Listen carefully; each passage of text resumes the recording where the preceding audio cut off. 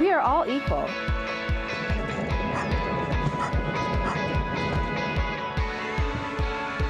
It's time that we're all heard.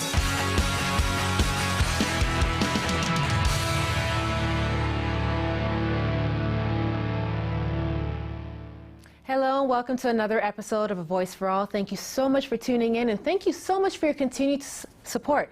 As always, please feel free to message me. You could tweet me. Go on the Jam Fam page on Facebook. Lots of resources from local community organizations and upcoming events that I will possibly be beneficial to you, so be sure to check those out. It's all at the bottom of the screen. On this week's episode, I am so excited for this. My little wee hands are coming out because I have Sarah Bingham from Wee Hands. Do you like that little jazz hand intro? Very nice. Did you like that? Nice. I have to remember that. So nice to have you on. Thank you. And, oh, I even did it in sign language. Oh, this is so exciting. So Sarah is going to be talking to us about baby ASL, and I want to go over the misconception of Wee Hands and what people think you do, but it's not what you really do. Ooh, that's a big lead. Right? Just get it out there. Absolutely. Wee Hands, we teach parents and childcare educators to connect and understand what their babies are wanting to communicate, babies, toddlers, and preschool children. Okay. So we teach the parents to use American Sign Language with their babies before they can talk. And is it only for children with disabilities? No, no. My background, officially, I'm a communicative disorder assistant. Okay. I used to work with preschoolers with Down syndrome and autism, and something went wrong, so they needed an augmentative way to communicate. Okay. And so all of the preschoolers and little ones that I worked with to help them in speech therapy and help them communicate, I would sign with them. I can't do, it's hard for me to do this, I can't do Itsy Bitsy Spider this way. I have to do it in American Sign Language. So all of my nursery rhymes I do using American Sign Language signs. I'm not fluent in American Sign Language, and my deaf friends will laughingly say, no, she's not. No, she's not. She's really not. But for babies and toddlers and preschoolers, I know a lot of vocabulary. So when my son came along in 2000, I could not do Itsy Bitsy Spider with him that way. I had to do signs with him. And I also have a background in behavior therapy. So I knew that individuals exhibit challenging behaviors because they can't be understood. And usually the number one reason why is because they can't be understood. Yeah, and so they get their frustrations out. So when my son came along, I knew sign for little ones, and I didn't want him to be frustrated. I didn't want him to be unable to connect and communicate with me. So I started signing with Joshua at about 6 months of age, and he signed back to me. He signed fish at 9 months. Yeah. Now, how did you initiate, like how did you go about that? Was it just, if he had a cup, you just repeatedly signed cup? What I tell parents to do is to sign before, during, and after. So before I was going to give you a cup, I would sign cup. I would give you the cup, right? And as you were drinking, if I wanted to emphasize the word cup, I would sign cup. And when you put the cup down, I'd say cup's finished. So what we do is we're definitely saying the word verbally and signing it. But I tell my parents to sign before, during, and after, whatever it is they're interacting with. And so you're labeling the things lots. As you go along. So this brings me to my next question. I have a few clients I work with who do use sign, and I find that my sign may be different from your sign because the child has modified their sign. So for example, if I'm wrong, is this Cookie? This is Cookie. Good. Okay, we're good. All right. Because I worked with this little boy, and this was Cookie, but this was McDonald's. Oh, and you would not know, but this was McDonald's to him. So, you practice the sign. Like, do you guys make modifications for children? No, it's funny because that is actually pretty close to the sign for cauliflower. And I'm pretty sure McDonald's doesn't. No, has nothing to do with cauliflower. What we do, we teach ASL signs, so American Sign Language signs. We don't teach ASL grammar because the grammar for American Sign Language and the grammar for English is completely different. Okay. I never knew there was two different things, that there was the grammar and the sign part of it. Yeah, wow. ASL is a language. It's actually the fourth most used language in North America after English, Spanish, and French. But there is a grammar to it. And it's different than English grammar. So for the individuals who I call beginning communicators, whether they're a baby or a young toddler or a little one with Down syndrome who isn't verbal yet. They're beginning communicators. And what we're doing is using ASL signs, not the grammar, to do keyword signing. So if I wanted to talk about what's on this table with you, I would talk about the things that are the red cup and the green plants. Little baby tree, little baby you talk tree. about the little one, and the big one. So we're just using keyword signing, which emphasizes the nouns and the verbs, because that's what I want you to be able to communicate with me. Okay, so out of curiosity, for the parents who do not have a child who has a disability, Yep. what brings them to want to teach their child sign language? What are the benefits of them teaching their child that? The benefits are earlier communication. Just as a baby can learn to wave bye-bye or say pick me up, Right. they can learn more milk, mummy, daddy. Yeah. Joshua's first sign was fish. Mm-hmm. He didn't sign fish to communicate to me that he wants fish. He's 13 years old and he'll still never say, Mommy, I'd like fish for dinner. Mm-hmm. He doesn't like it. He was commenting. My daughter, 2 years later, her very first sign was a sign for no. Oh, that's the famous word for some of my And kids, no. She wasn't because she was a little girl who would get into everything. So we were saying no to her a lot, more than we wanted to. Yeah. And it was a sunny October morning, and she crawled over to a plant we have in the kitchen and looked at me with a big, huge smile, signed no, and started digging. And she wasn't saying, Mommy, don't worry, I'm not going to do this. She got was this. completely teasing me. So what I love about it is it helps you see their personality. Absolutely. Absolutely. So how many weeks or months does it take for a parent to teach their child basic sign? Every baby is different. Every child is different depending on whatever their abilities are. Most typically developing babies will sign their first sign between 9 and 11 months. Okay. And even before 9 months, they may be understanding what you're signing to them. So you'll sign milk and they'll calm down. You'll sign bath and they'll get really excited because they love their bath. Yeah. So even though they may not be producing it, they can understand it. And just with you doing some of the sign here, I just want to take a little break from the questions and maybe practice a few signs that Yeah. people, they could use in their everyday life. Being in kindergarten, my two top ones, it's no and stop. And more. That's the 3 ones that we use like daily, hourly in our class. So maybe we could practice a few things. Like how would you say yes? This is yes. So yes. Okay. So as if you're nodding your Yep, head. nodding yes. We got no. And that comes from finger spelling. And Right, 'cause the letter N. It just got faster to do Yeah, this. right. And It then is, 'cause it's definitely so much to do your that. facial expression goes in. So no, I don't want cream in my coffee. Or if you're into when I go home and I say no in a mummy kind of, there's a whole And I think, thing and look that goes I on. think too with no, it's usually when you're telling somebody no, you're not doing it in like a gentle like no. It's usually that whole body language that goes into the no, so I could Yeah. see why it's so quick like that. Okay, we have cookie, cookie, like you're cutting out a cookie shape. French fries. Let me see if I remember. I've always known French. I always felt like French. Oh, it's that child I worked You with. know what? And there may be regional differences as well. The way even I've taken ASL courses. I've taken ASL courses in Ottawa, in Toronto, and in Oshawa. And sometimes, depending on who your instructor is, Right. there's a different way of signing things. Very I've true. had my instructor in Oshawa say, "Oh, your teacher must have been from Toronto. That's how they sign it in Toronto." I was like, "Okay." Oh, wow. Okay. So there's regional differences. Okay. So French fry, how I know it is FF. Really? I've always known it like. But that almost looks like from a fast food box with French fries. I Yeah, like that's it. how French fries. And even with us practicing it, we're basically showing people that sign language is fun. I've gone to conferences and there's an interpreter. I don't know, maybe if you're the same way, but I tune out the person who's speaking, and I'm so involved with watching how beautiful the interpreter is, and the energy and the charisma they put into like telling the story for the person. It is. I work with a company out of Detroit called DPEN, which is the Deaf Professional Arts Network, and they've produced a couple of videos. They've done John Mayer's "Waiting for the World to Change" and Christina Aguilera's "Beautiful." Is this World? Yeah. World. Yes. And Doing good. the way they interpret those songs is just magical. And it does Beautiful. bring out the life in it. And I want people to know, if you're tuning in, if you're a first-time parent, even a toddler, it doesn't even have to be a first-time parent, or even an adult, and you want to challenge yourself, ASL is a part of our world. It's a part of It our is. language. And it's almost, to me, like it's art. You never know who you're going to encounter in the world who's using sign, and maybe you might see them do something and you could go, hey, that person just said world, or, you There's know? a story that I tell in my classes that we had a mom who took one of our classes years ago, and she took it so that she could connect and communicate, and her baby could learn to sign with her.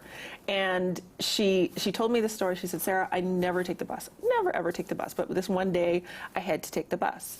And this individual came on the bus, and the bus driver was having a hard time communicating with him. And she figured out that he was deaf. Right. And she went up to him and she signed hello, because we Yeah. our families had to sign hello, and she said, sign slow.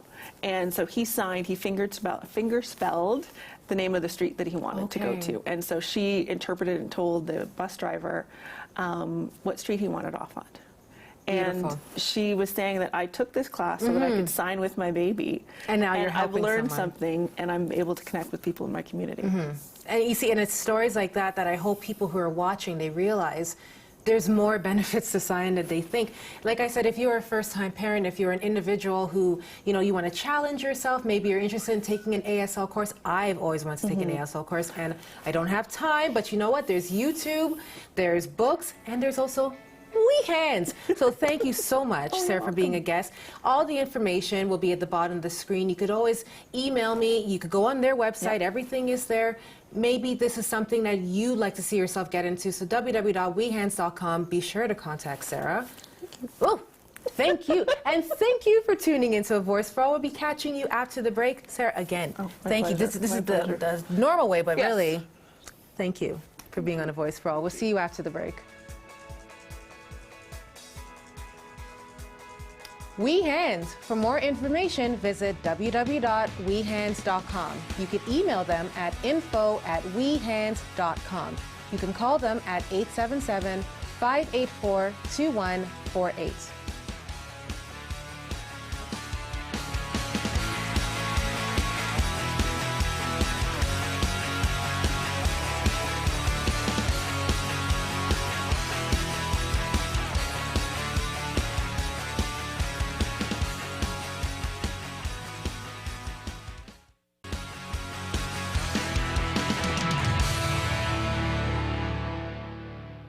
And welcome back to A Voice for All. I am your host, Jamila Gamble, and this is going to be a really good interview. If at any point you'd like to tune in and, you know, share your thoughts, ask a question, be sure to tweet me at Miss Jams PCCS at Twitter. You could join the Jam Fam. You could email me, whatever you need to do to get in touch. I'd love to hear from you. For those of you who have not had the pleasure of meeting an individual or working with somebody with Down syndrome, I really, really hope you listen to every single word of this interview, because it's one that I am so excited to be interviewing Parrish about. Down Syndrome Awareness of Peel. I'm so excited to know that there's an organization within our community that is working with parents and individuals. So before I get all emotional, I'll let you take it away and tell me what you guys are doing. Okay, so we're a grassroots organization in Peel. So we came together about 3 years ago to assist families in Peel who have children with Down syndrome. All right. It's born out of necessity. We just found there was really no clear resource or any group pulling things together. You know, the birth of a child with special needs, regardless what it is, it can be pretty traumatic. And when you don't have someone kind of helping you out through the process or giving you some direction or guidance, or sometimes just a shoulder to cry on of someone who knows what you're going through, it Yeah. can be kind of tough. So we decided, you know, instead of complaining about what we want to see change, we try to make the change. So what led you to create this change?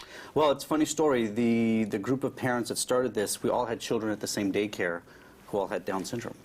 So yeah, it's kind of odd the way that happened. I guess it was fate. But there was a really great resource teacher at the daycare who said, you know what, you as a group of parents should get together maybe once a month and talk about what you're going through and the challenges. So we said, okay, sure, we'll give it a try. And lo and behold, we all got along. We all had the same concerns. We all went through the same challenges. Right. And we decided, you know what, if we've gone through this, just imagine what all the other parents are going through, Right. and who's there for them. So we decided to kind of band together and start something and do something about it. Now, there's something that's really standing out to me about you, and it's the fact that you're a man. And I say that because a lot of times it's moms who are spearheading these organizations. It's Right. moms who are having these groups. You know, we do see dads. Dads are sometimes really busy with work, Yeah. but very rarely do you see a father coming on and talking about this. So, you know, kudos to you Thanks. for doing this. Tell me about your daughter. So our daughter, her name is Jaya. We have 3 kids, but the youngest who has Down syndrome is Jaya. Okay. She is now 6 years old. She's in public school. So she's a loving, caring child. She has Down syndrome. She exhibits all the traits of someone with Down syndrome. But the funny thing is she doesn't let it get in the way of what she wants to do. Most of the time that's the case. She's Yeah. very determined. Yeah, very determined. And I love how you described her. She is a loving, caring, energetic child who has Down syndrome. And the reason why I point that out is because person first language is something that we as a community really need to get on board with. It's not Down syndrome person, Down syndrome kid. It is, such and such, this is who she is, who just happens to have Down syndrome. Correct, yeah. Now tell me some of the services that your organization is doing for the community. Sure. So I guess the first thing that we decided to do was have an opportunity for people, like parents, to get together. Right. And number one, network. And network is one of those things that people say, well, what's the big deal about networking? But for many of us, the healing process started through the networking. So, many of us have a family network that we can speak to, but for me in particular, the healing did not start for me until I spoke to someone who had a child with Down syndrome and who could empathize with what I was going through, and they knew sort of the concerns and fears, and it's kind of different. So when you have an opportunity for people to get together once a month, just to network, to talk about the challenges. Yeah. Sometimes it is literally a shoulder to cry on. I find that that's when the healing process starts. Absolutely. So that's the first thing we do. The second thing is the education. So education is a big part of it. We are one of the few groups that actually have monthly meetings, and in the meetings the goal is to bring in a subject matter expert, be it someone a sign language expert or someone who's a nutritional expert, someone who has experience in helping individuals with Down syndrome, and they come in and talk to the families and talk to our constituents about what it is that they offer and answer questions. So we offer the education component as well, right? And then the other part, I guess, it's the awareness. Right. I don't want to use the word advocacy because advocacy doesn't always get you what you want, and even though it's needed, but by awareness and through education, I find that you can create more change and get more people on board with what the concerns and challenges are. You just raised so many good points here. I'm trying to break it down to which question I want to ask you first. You used the word fear, and that reminded me of the Dear Future Mom commercial, which I know you cry to. I cry to. Mascara smeared, everything, because let's face it, it's an absolutely beautiful commercial. Yeah. What did that commercial say to you as a parent? That's a great question. I guess what it did do was bring up a lot of the things that were going through, my mind and my wife's mind. And I think with all the people that I speak to, it's when they first come and talk to me or talk to our group, it's some of the fears that they have. So it speaks to that. And what I love about the video is it kind of puts some of those fears to rest. Yeah. Right? It kind of says, don't worry, right? Everything's going to be all right. And that all parents have fears. That's right. All parents have their worries. Yeah. I think what it did is reaffirm that any child, any parent that has a child is going to have fears. Right. Right? I remember the birth of our first child, we had a lot more fears and concerns than the birth of our second because it was our first time doing it, right? First child. But what the video affirmed for me is that every child, no matter what the situation is, you're going to have fears. Maybe what you have to do to help this child be successful in life might be a little bit different, but at the end of the day, it's all going to be okay. And with you saying that, you have a daughter who you spoke so highly of. What would you tell people who walk around in our community and may stare, who may question why her face looks the way it does, why she talks the way she does? If you could freeze time and talk to those people, what would you say to them? Well, I guess there's two things. Number one, I could, be scientific and do the education component. Yeah. Tell them it's the most common genetic condition. It affects 1 in every 800 births in North America. So there's stats. I think the other thing is, and just to your point, they don't just stare at the children. They sometimes give a dirty look to the parents. I think that's the part that people don't see. But what they need to understand is there's absolutely nothing that the mother could have done, right, to have had a child with Down syndrome. There's absolutely nothing that the father could have done. It's a genetic crapshoot. It's like roulette. So they need to understand that, right? Number one. I think the other thing I would say is a child with Down syndrome is a child. First and foremost. First and foremost, they are like any other child that's out there. You might as well stop and stare at a child that has blue eyes and blonde hair versus a child that doesn't have blue eyes and blonde hair. It's genetics, right? So that's kind of what I would say. And that's probably a good answer. No attitude, no aggression. You state the facts. Now tell me what your organization's doing for a special event that's coming up. Right. So we're very excited. This is our second annual fundraiser and gala dinner. So Saturday, April the 5th, we have a gala fundraiser dinner at the Renaissance by the Creek Convention Center. So it's an opportunity for people to come out and have a good time with us. We actually have a very special entertainer lined up. His name's Aaron Patterson. He's a world-renowned magician and illusionist. I'm not good with magicians. No. No, they No. scare me. They scare you. He's actually not so scary. Okay, So yeah, okay. he's good. And so he's coming out to entertain us. And it's really just a night to obviously help with the cause, because we are grassroots. We receive no funding from the government of any sort. So this helps us set an operating budget so we can do some of the things we do during the year. It helps us create educational information like the pamphlets that I brought in today. But it also, it's a chance for us to kind of just celebrate. Yes. Yeah, Yeah, World Down Syndrome Awareness was just the other day. that's right. You know, and to me, it's not just one day of the month, it is every day. Because it's an ongoing battle, it's an ongoing journey. You know, you have your ups and downs days, but it's not going to end or, you know, start just on one day. So what you guys are doing, I work with quite a bit of people with Down syndrome, and it is, I don't have a relative, I don't have a sibling, but it is a cause that's really close to my heart, because the children that I work with, I could do a whole segment on how fantastic they are and how much love and appreciation and gratitude I have for the children and for the parents. So I know for any future moms out there, future dads out there, Right. what you guys are doing, you know, might be a bit of relief for them to know that there is something close to home, that they don't Yeah. have to travel out there. You know, is there anything that you like our community to do to continue to support Down syndrome awareness? Yeah, that's a really good question. I think one of the biggest shocks that we come across as parents with Down syndrome, of children with individuals with Down syndrome, is that how little support and funding there actually is. Yeah. Okay. And I say that, you know, I grew up in Canada all my life, very proud to be Canadian. One of the things I love about being Canadian is that Canadians have good reputation, you know, have a good reputation across the world for being helpful, friendly, you know, and internally we've got a strong social safety net. So and this is what I usually say in my speeches, I say, what if I told you as a parent that the health care that you thought you've been supporting and you grew up with all your life wasn't there? Right. And they're looking, what do you Turn mean it it's around. not there? And then we'll say, well, it's just not there. And what that means is when you have a child with special needs, you'd be surprised at what sort of health care and resources that you just assume are there are absolutely not. And if you want the extra help, it actually costs quite a lot of money to Yeah. get it. Yeah. That's a big shock, and it's something that people are not aware of. So that's one of the things that we're trying to also do through the education piece, is that I think, you know, if we just cry and ask for things to change, it's not going to happen. But if we can educate people and actually touch them in their hearts and appeal to their senses, then the more the general public is aware of this, I think Canadians are a good group of people. We will band together to make the changes we need to see. Beautifully said. Parrish has said everything I wish I could say in the next 15 seconds, but I encourage you to support Down Syndrome Awareness Appeal, to go to this event if you can. Be sure to, you know, visit their website, learn more about Down Syndrome Awareness. There's nothing to be afraid of, but there is beauty and uniqueness that needs to be discovered. So this has been a great episode of A Voice for All. I'll catch you guys next week.